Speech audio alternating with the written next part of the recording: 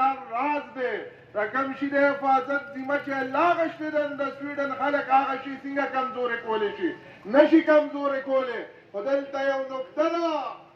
موږ نن هغه عظیم قرآن په خپل هم په تاقونو کې زور کړو په بشکال کې هغه چې کمدینو خوله شو او چې کمدینو راوانه غشتې شو تلاوت دپاره د خپل ایماني قوت د مضبوطولو دپاره د غیبت د ختمولو دپاره د پنځ وخته لمونځ د کولو دپاره او مسلمان د محبت د زړونو د ساتلو دپاره دا خو ټول قرآن دی قرآن دی قرآن دی نو چې کله موږ په خپلو عملونو کمزوري شو نو د سویډن خلکو هلته کې قرآن باندې فوټبال وکړو الله موږ تاسو ایمان نصیب کړه قرآن باندې فوټبال وکړو د هغه قرآن را واغشته د اختر پر ورځ باندې او هغې د عوامو د وړاندې هغې ته تیلې ورته کړی شو دا یو ځل نه دا 72 پېرې دوی دا کارونه وکړل خو زما وروڼو خبره واورئ قتل حسین اصل میں قتل یزید ہے اسلام زندہ ہوتا ہے ہر کربلا کے بعد نن چې د سویډن سړي دغه حرکت نه وی کړی دا د تبعۍ د خپل ذات د کمینوالي نه ښکاره کړی نن به دا مؤمنان مسلمانان د جمعې په مانځه کې دومره په اکثریت نه راغونډ شوی نن به د عمرزوده چوک مؤمنانو نه بند کړی دا د هغه حرکت دی چې نن موږ بیا الله ربالجلال سترګې قرآن ته کړې زموږ به پنځ وخته مونځونه صحیح شي زموږ به کاروبار او روزګار صحیح شي زموږ به سودي نظام ختم شي زموږ به آیس ختم شي زموږ به بېلمازۍ ختم شي زموږ به بداخلاقۍ ختم شي زموږ به دشمنۍ ختم شي ولې محبت په زړونو کې نن د قرآن راغی او چې قرآن محبت راغی نو بیا به د قرآن دغه حکمونه منل کېږي خو زه بیا هم ډېر زیات خفه یم په یو خبره باندې چې کوم خلک موږ یې سملو ته لېږلي دي تاسو به لمانځه کې یو ټکي ته خیال دی ولضالین نه لار د ګمراهانو دا ګمراهان خپل ځان پېژني چې دا موږ یادوي د دې لار راته خدایه مه ښایه ولضالین نه لار د ګمراه آمین دوی د هغې د ختمېدو لپاره موږ له دغه مونځ بدل کړه موږ ته یې ولضالین جوړ کړه او هغې له زموږ په اسلامي جامه کې داسې خلک پیدا کړل چې ولضالین یې راته په ولضالین باندې بدل کړه هغوی د خپل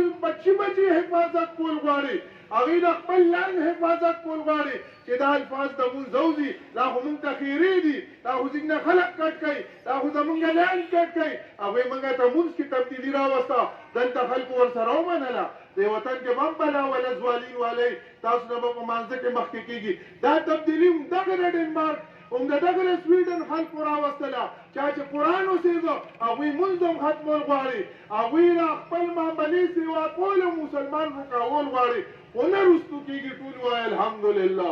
نه رستو کېږي الحمدلله نن دا ټول عاشقان په قرآن باندې عمل لا او د سویډن په ګستاخ باندې د ټوپ وتلو دپاره راوتلي دي سبحان الله خدای موږ تاسو ټول ایماني جذبې نصیب کړه قرآن سره مله مینه نصیب کړه نن چې دې ځایرزونو په دې یقین سره وځو ګیرې قرآن وایي مخ رایې وما اتاکم الرسول فخذوه وما نهاکم عنه فانتهوا رب وایي دا محبوب مې څه درکوي والی او چې د څه نه منې فرمایي هغه پرېږدی منګه کم واغشتل محبوب چې سره کړي دي هغه هم لاندې کړل شیطان چې څه وي هغه هم باندې کړل خدای موږ په قرآن باندې عمل والا جوړ کړه او کله چې د قرآن د عمل خاوندانو نو تاسو وایئ چې نن د عمرزو په چوک کې غازیان والله چې د غازیانو ډېر لږ تعداد منافقانو ډېر برابر دی سبحان الله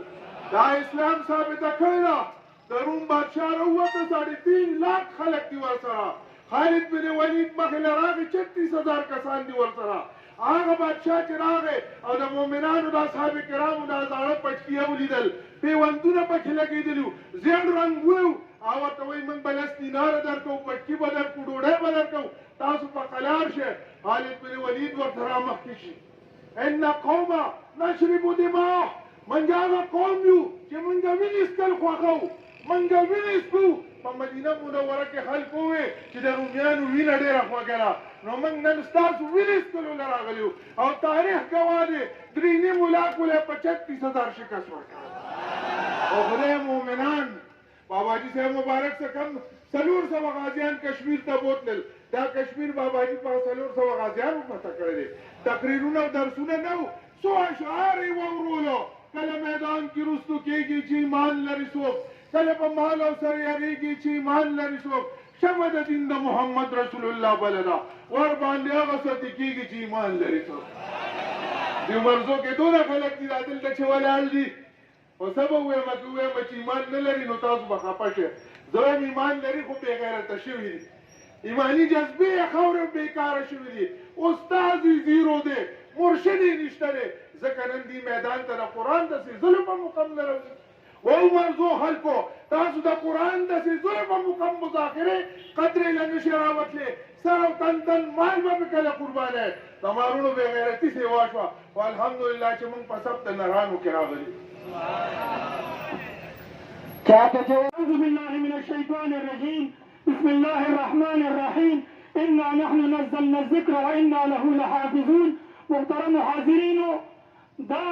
احتجاج دا مظاهرے ټول پاکستان کی تحریک لبیک یا رسول الله صلی الله علیه وسلم عاشقان د سویډن هغه ګستاخانو ته دا پیغام ورکوي چې اے ګستاخه تا هغه کلام بې ادبي وکړه، ته د هغه کلام بې عزتي کوې چې هغه خو د کلام د بې ادبۍ نه وړاندې ستا د عزت خبره هم کوي. هغه قرآن وایي ولا تسبوا الذین يدعون من دون الله.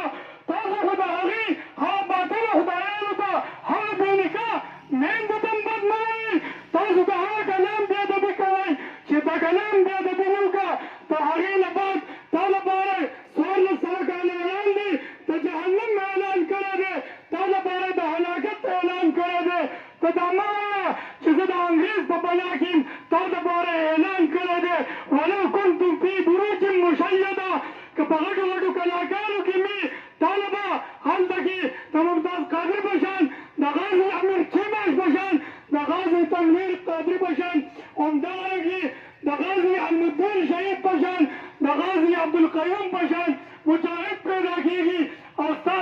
سر به د تنې نه جدا کوي. خو لیکن وخت لرې نه دی. فسیکفیکهم الله وهو السمیع العلیم. وآخر دعوانا نوی او ما در ربستا پتی شهید کی لاسانی سنما چې د محشر په سخت ورځ کې مې ارمان نوی او څوک چې شیدا په دل بر نوی محمد امینا داسې نه اهل د ژوندی په دا جهان نوی. زه په خپل پیر